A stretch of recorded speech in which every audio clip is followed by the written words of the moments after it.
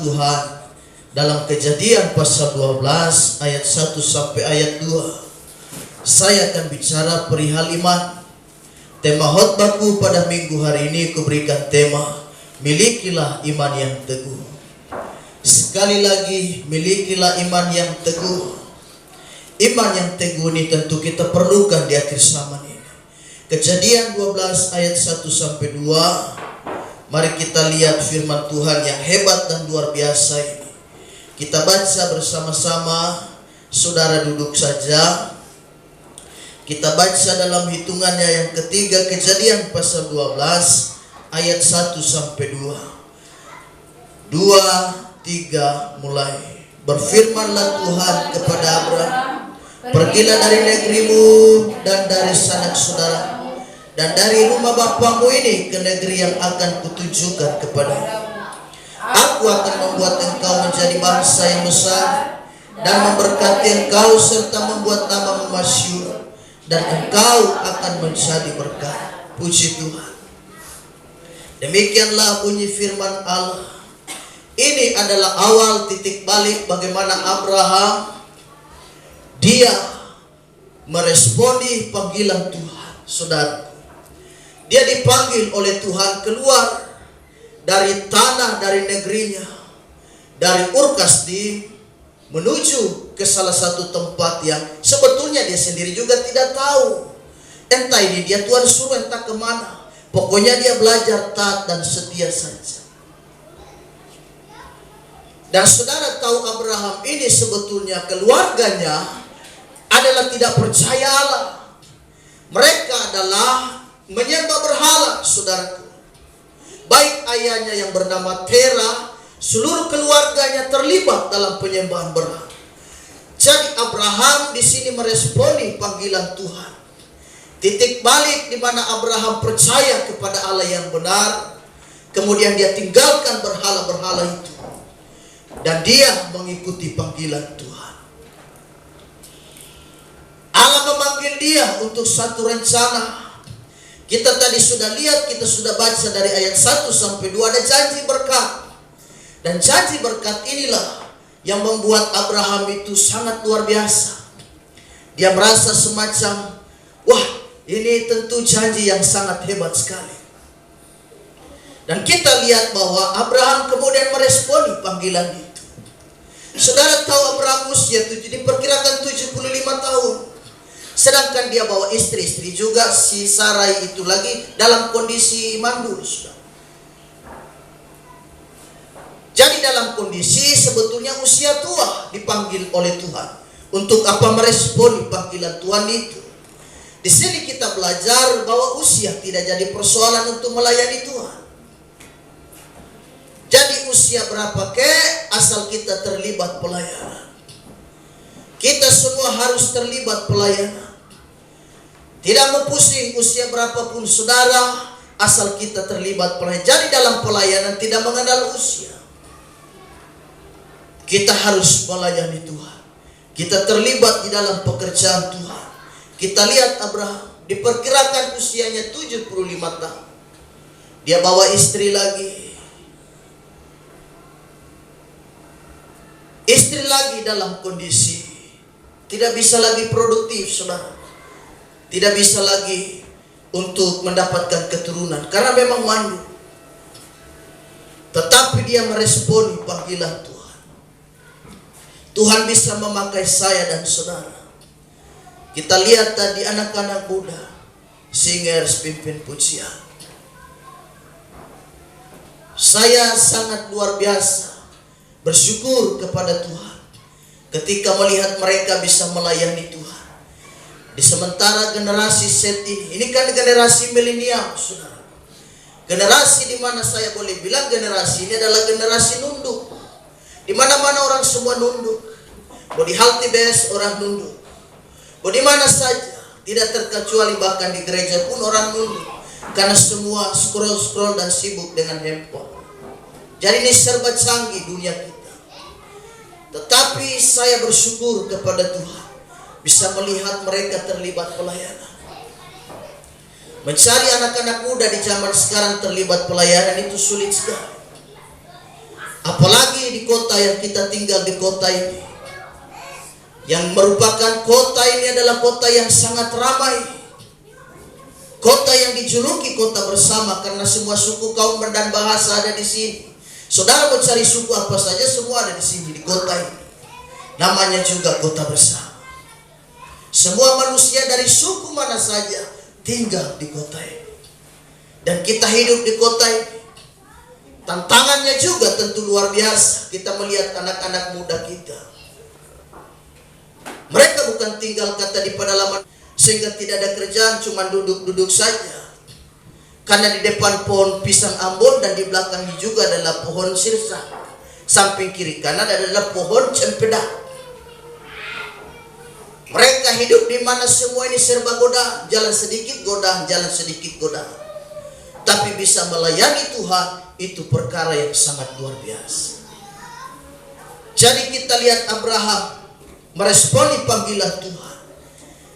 Kita melihat bahwa memiliki iman yang tahan uji, iman yang teguh. Yang pertama, iman Abraham diuji dari apa? Dari segi waktu. Iman Abraham diuji Tuhan dari segi waktu. Mereka sudah pergi meninggalkan keluarga, pergi di salah satu tempat yang sebetulnya mereka nggak tahu tempat itu apa ya. Abraham dia tidak nanya dulu sama Tuhan, tempat itu alamatnya apa? Tolong kasih tahu saya. Tapi mereka belajar taat saja, mereka jalan meresponi panggilan Tuhan. Dari segi waktu Abraham ini diuji oleh Tuhan. Kalau kita lihat di dalam pasal 12 yang tadi kita baca, itu janji berkat bagi Abraham. Aku akan membuat engkau masyhur. Aku akan memberkati engkau. Saking banyaknya, saking hebatnya berkat itu bagi Abraham, sampai Allah berfirman dan berkata kepada dia, tengoklah, keturunanmu seperti pasir di tepi laut dan seperti bintang yang ada di atas langit.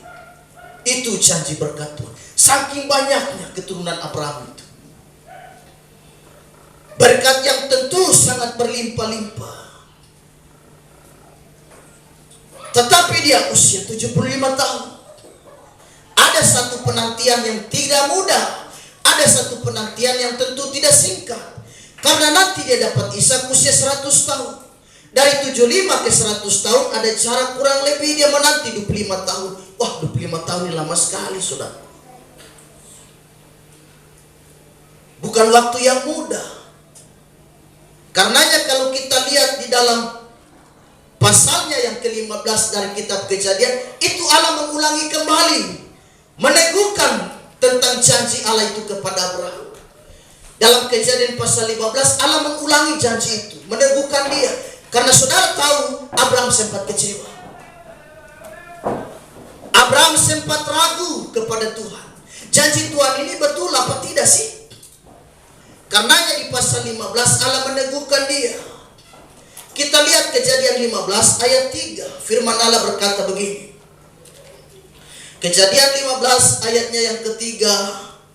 Firman Tuhan berkata lagi, kata Abraham, engkau tidak memberikan kepadaku keturunan, sehingga seorang hambaku nanti menjadi ahli warisku. Ini kan kata-kata kalimat-kalimat orang yang kecewa sebenarnya. Lagi pula Tuhan tidak kasih aku keturunan, kata Abraham. Lalu siapa yang menikmati hartaku? Siapa yang mewarisi rumahku dan semua harta bendaku? Otomatis ini akan semua jatuh kepada hambaku, hamba Abraham yang bernama Eliezer. Itulah nama yang kami berikan kepada anak kami. Eliezer artinya Allah penolong. Abraham berkata jatuh ke tangan hambaku yang bernama Eliezer orang Damsik itu. Nanti si Eliezer orang Damsik itu yang akan mewarisi semua harta ini. Tetapi Tuhan berkata tidak, bukan dia. Melainkan siapa? Melainkan anak kandungmu sendiri. Sempat kecewa. Allah meneguhkan kembali tentang janji itu, janji berkat itu. Eliezer di sini sangat baik sekali, saudara. Selain nama arti daripada namanya bagus, dia juga punya karakter yang baik. Eliezer ini seorang hamba yang tidak dapat apa-apa, tidak dapat warisan, tetapi dia belajar setia. Mau disembuhkan ke atau tidak ke, tetap belajar setia kepada Tuhan. Mau ditolong ke atau tidak mau ditolong ke, pokoknya kita belajar taat, belajar setia kepada Tuhan. Tetap belajar percaya kepada Allah. Eliezer juga kemudian, saudaraku, dialah yang mencari istri bagi siapa? Bagi Ishak, anak daripada Abraham.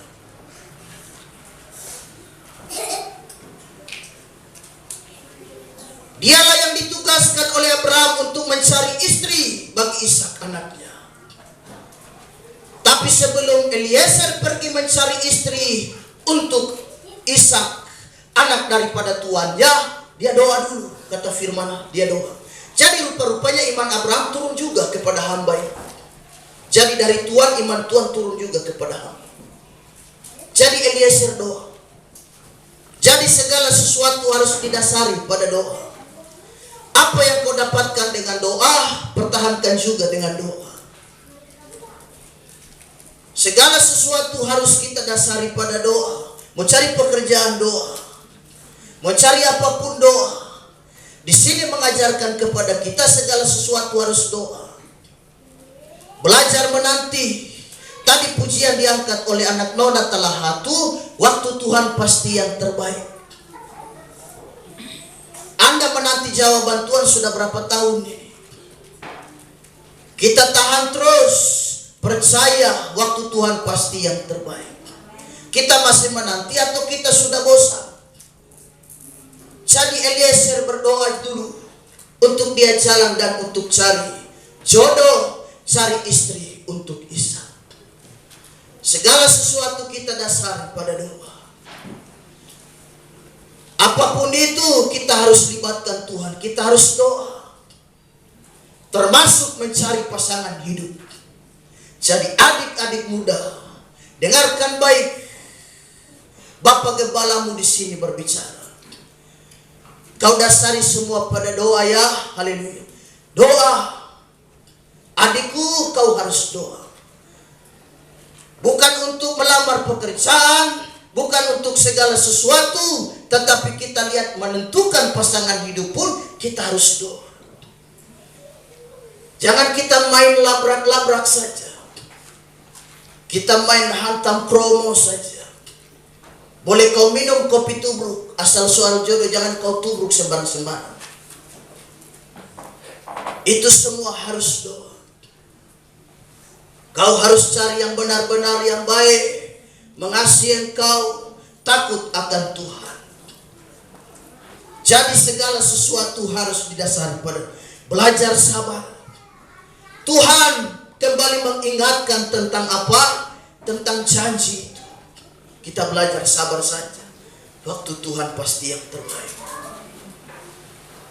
Kita harus setia, kita harus taat. Daud menunggu 12 tahun baru dia bisa jadi raja.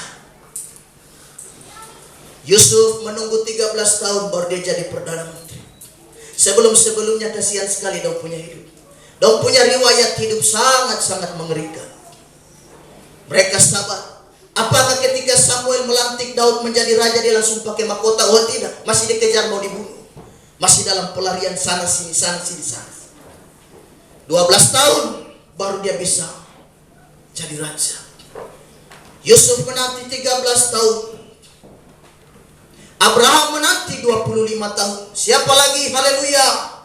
Nuh berkhotbah selama berapa tahun? Dia lebih lama malah 120 tahun. Dia ingatkan manusia pada saat itu, bertobat. akan segera menghukum dunia ini. Allah akan mendatangkan air bah atas bumi ini, karena Dia telah menyesal dan Dia telah kecewa menciptakan manusia. Bertobatlah. Saudara tahu berapa yang bertobat? Nggak ada yang bertobat. 8 orang aja yang terima Tuhan. Artinya dia sekeluarga.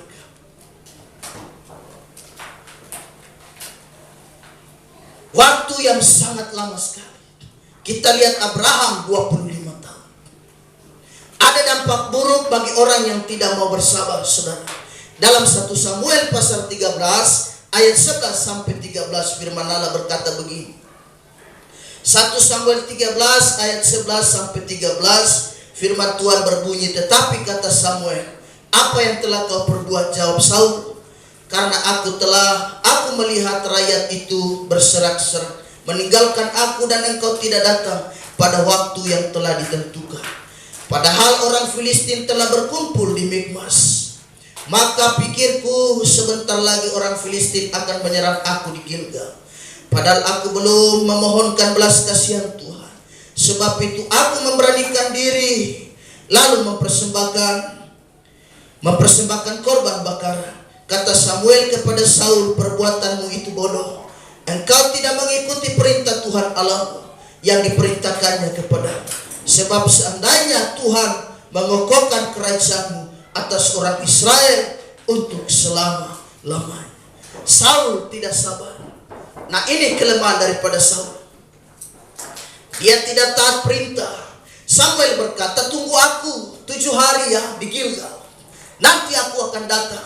Aku yang nanti akan persembahkan korban di situ dan kita memanggil nama Tuhan sebelum kau berperang lawan orang Filistin. Tapi rupanya rakyat sudah riuh dan dia juga ikut mulai takut-takut. Akhirnya tugas mempersembahkan korban ini dia yang mengerjakannya. Saudara tahu ini kesalahan besar. Mempersembahkan korban itu adalah tugas seorang imam, bukan raja. Jadi ketidaktaatan kemudian Saul dimarah Tuhan. Kerajaannya tidak kokoh. Kita lihat Saul akhir hidupnya mati tragis, mati bunuh diri, bukan mati sebagai seorang pahlawan. Dirasuk setan. Matinya pun sangat mengerikan. Dia membunuh dirinya sendiri. Cara mati bukan cara mati seorang kesatria. Cara mati seorang pecundang dan pengecut. Kerajaannya musnah. Kerajaannya habis. Tidak bertahan selama-lamanya. Ketidaktaatan mendatangkan kutuk. Jadi kita belajar taat, belajar bersabar. Tetap percaya Tuhan dalam kondisi apapun. Jadi yang pertama, iman Abraham diuji dari soal waktu. Memang pekerjaan menunggu itu memang tidak mudah, saudara. Kadang memang membosankan. Tapi kalau kita sabar, hasilnya luar biasa. Asal kita bersabar. Kita tahan terus. Saudara yang membutuhkan pertolongan, sakit tetapi tidak sembuh-sembuh, tetap tahan bersabar. Kalau gembala hamba Tuhan sudah datang doa, tahan bersabar. Jangan bawa lagi ke sini, bawa lagi ke sini, bawa lagi ke sini. Jadi kalau hamba Tuhan sudah berdoa, tahan. Kau percaya, kau imani, pasti mujizat terjadi. Jangan kau pergi lari ke sini, bawa ke dukun, bawa ke orang pintar, dan lain sebagainya. Karena mereka dianggap orang-orang yang bisa, tidak boleh. Kenapa dukun disebut dan dijuluki orang pintar? Karena orang yang datang sama dia orang bodoh. Makanya mereka dijuluki orang pintar.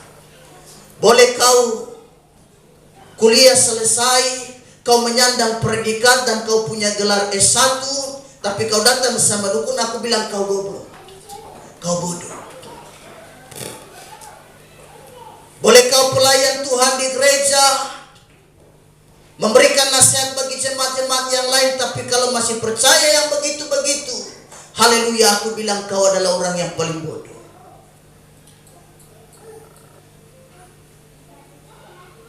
Masih percaya yang tahayul-tahayul punya waktunya saya dan saudara kita buang segala sesuatu. Pokoknya tahan, kita bersabar. Kita pegang Tuhan saja. Yang kedua, iman Abraham diuji dari segi apa? Yang pertama dari segi waktu. Yang kedua dari segi ketaatan. Iman Abraham diuji dari segi ketaatan. Abraham diuji dengan meminta Ishak sebagai korban. Allah berkata, aku minta anakmu Ishak. Korbankan dia, persembahkan dia. Wah, hati seorang ayah hancur sebenarnya. Karena ini anak satu-satunya. Anak pergumulan lagi, dapat dia lagi di usia tua. Wah, ini Tuhan mau minta lagi, mau dipersembahkan. Mau dikorbankan layaknya hewan. Tetapi Abraham dengan ketaatannya, dia percaya ada korban yang lain nanti akan mengganti anaknya. Pokoknya dia taat saja melakukan perintah Tuhan. Kejadian 22 ayatnya yang kelima, firman Allah berkata, kata Abraham kepada kedua bujangnya itu, tinggallah kamu di sini dengan keledai ini. Aku beserta anak ini akan pergi ke sana. Kami akan sembahyang. Sesudah itu kami kembali kepadamu. Ada kata-kata iman. Ada kalimat-kalimat iman yang dia sampaikan. Dia bilang kami akan ke sana mempersembahkan korban. Tetapi sesudah itu kami kembali. Dia punya iman, nanti dia kembali lagi dengan anaknya Ishak. Jadi dia taat. Yang penting ketaatan ini penting. Karena pada saat Abraham akan mempersembahkan Ishak, dia dicegat oleh malaikat Tuhan. Dan Tuhan berkata, jangan kau apa-apakan anak itu. Aku ternyata hanya menguji iman. Dan aku tahu kau memang benar-benar setia. Kau benar-benar taat kepada Tuhan. Lukas pasal 5 ayat 5 sampai 6. Ada satu kisah juga yang luar biasa. Injil Lukas pasalnya yang kelima ayat 5 sampai 6. Simon menjawab, Guru, telah sepanjang malam kami bekerja keras dan kami tidak menangkap apa-apa. Tetapi karena engkau menyuruhnya, aku akan menebarkan jala juga. Dan setelah mereka melakukannya, mereka menangkap sejumlah besar ikan sehingga jala mereka mulai goyah. Ketaatan, saudara. Petrus dan kawan-kawan sepanjang malam mereka tidak dapat apa-apa. Yesus datang kepada Petrus. Petrus dalam keadaan membersihkan jala, membasuh jalannya, membersihkan. Mereka tidak dapat tangkapan apa-apa. Nihil, kosong. Mereka tidak dapat apa-apa. Tidak dapat ikan, saudara. Mereka ini pakar penangkap ikan. Ini nelayan-nelayan andal, nelayan-nelayan jago, nelayan-nelayan yang sudah mengerti medan, sudah mengerti cuaca, sudah mengerti kondisi danau ke kondisi laut ke, mereka sudah tahu semua. Tetapi hari itu, wah, mereka tidak menangkap apa-apa. Sehingga hanya keletihan, kelelahan, kecapean saja yang mereka rasakan. Kristus datang dan berkata kepada Petrus, tolakkan perahumu sedikit ke dalam, tebarkan jala. Petrus tidak berkata, siapa Anda? Kau pakar nelayan juga ya, pakar laut ya. Dia taat saja. Dia tidak protes. Kamu suruh saya ini pakar. Ini mata pencarianku, saya hidup dari sini. Masa kamu suruh saya? Buktinya saya saja sepanjang malam tidak nangkap apa-apa. Tetapi dia belajar taat dan saudara lihat berkat Tuhan yang didapatkan. Jala mereka hampir goyah. Jadi kita miliki ketaatan. Saya dan saudara belajar taat. Kita setia melayani Tuhan. Kita taat di dalam pekerjaan Tuhan. Kita taat di dalam apa? Di dalam segala kehidupan, dalam segala aspek hidup. Mereka tidak menangkap apa-apa. Kepintaran, kekuatan, kebolehan kadang juga tidak bisa berbuat apa-apa kalau tidak melibatkan Tuhan. Kalau tidak melibatkan Allah, terkadang kemampuan kita juga terbatas. Mazmur 127 ayat 1 berkata, jikalau bukan Tuhan yang membangun rumah, sia-sia orang yang membangun akan dia. Sia-sia tukang yang membangun akan dia. Berarti tukang ini tukang handal, ini insinyur bangunan. Jadi kalau saudara sudah punya kemampuan ada, lalu takut akan Tuhan lagi, wah luar biasa dah. Tuhan pasti akan memberkati saudara. Jadi doa, ini pentingnya saya dan saudara, kita melayani Tuhan. Kita belajar seperti Abraham. Iman diuji dari segi ketaatan. Iman juga diuji dari segi waktu kesabaran. Kita sabar. Yang terakhir saudaraku, iman Abraham diuji dari soal apa? Dia tidak boleh ragu. Saya dan saudara jangan ragu atas janji Tuhan. Roma pasal 4 ayat 20 firman Allah berkata, tetapi terhadap janji Allah ia tidak bimbang karena ketidakpercayaan. Malah ia diperkuat dalam imannya dan ia memuliakan Allah. Tetapi terhadap janji Allah tidak bimbang, kata firman Allah. Markus pasal 5 ayatnya yang ke-28 juga berkata, sebab katanya, asal ku jamah saja ujung jubahnya, maka aku akan menjadi sembuh. 12 tahun seorang perempuan ini mengalami pendarahan. Lama sekali. Herannya dia gak mati-mati. Padahal itu kan pendarahan keluar terus. Tapi herannya dia tidak mati. 12 tahun bukan waktu yang mudah, saudara. Mencari pertolongan, mencari kesembuhan, tidak dia dapatkan. Dia sudah jual segala harta miliknya, kata firman Allah. Tetapi kesembuhan dia tidak dapatkan. Tetapi dia dengar ada seorang yang sanggup menolongnya, yang bernama Yesus Kristus. Dia berkata dari kejauhan, asal ku jamah saja ujung jubahnya, aku pasti akan sembuh. Ujung jubahnya, tidak usah Yesus datang tumpah tangan dah. Pokoknya ujung jubahnya saja akan mendatangkan kesembuhan. Jadi kita lihat di sini, bersama Tuhan kita pasti akan terima mujizat.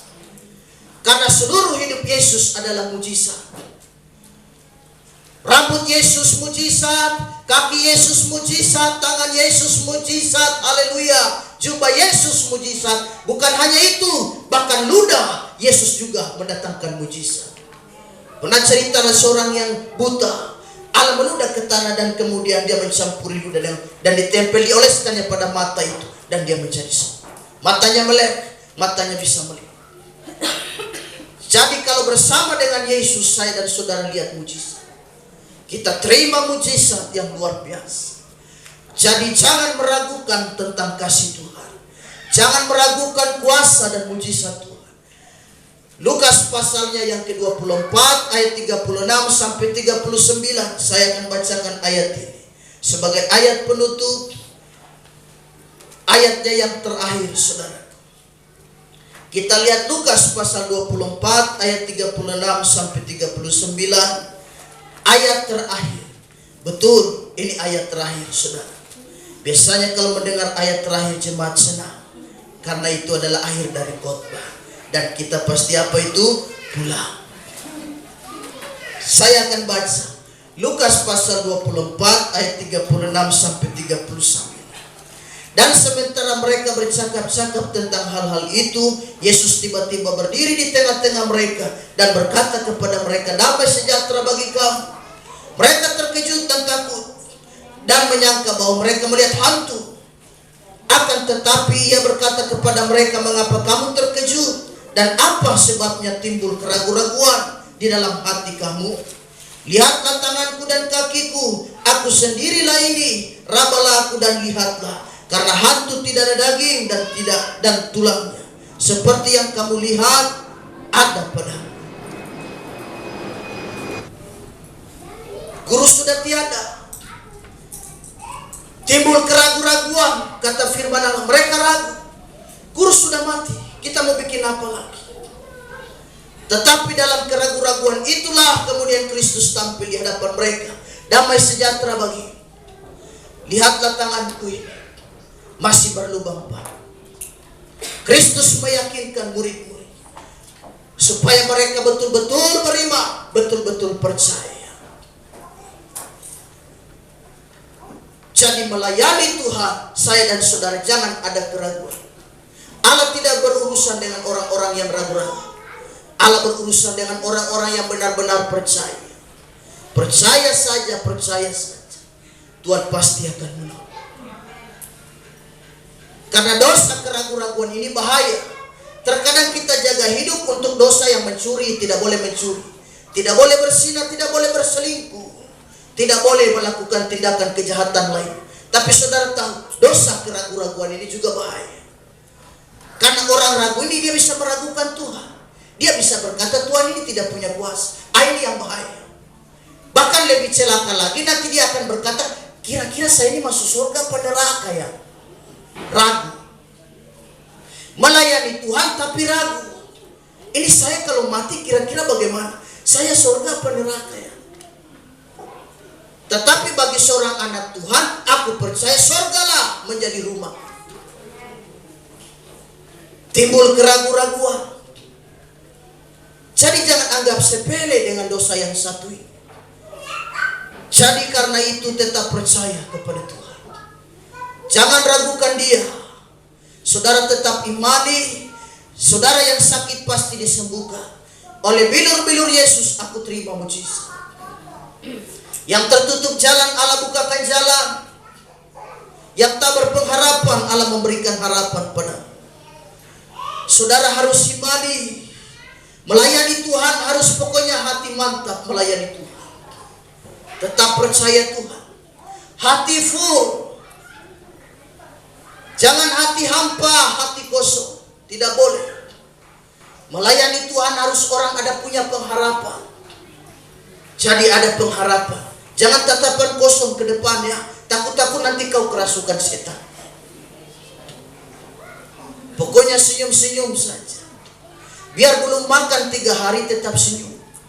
Haleluya jemaat kekasih. Seperti yang aku katakan, biar belum makan 3 hari, kau ambil tusuk gigi dan kau jepit di bibir sini. Lalu kau berdiri di muka pintu dan bikin pinggang begini. Orang lewat berkata, kakak baru makan kan? Biasa kan orang kalau baru makan. Haleluya. Biasa kan orang kalau baru makan kan begitu kan, ambil tusuk gigi.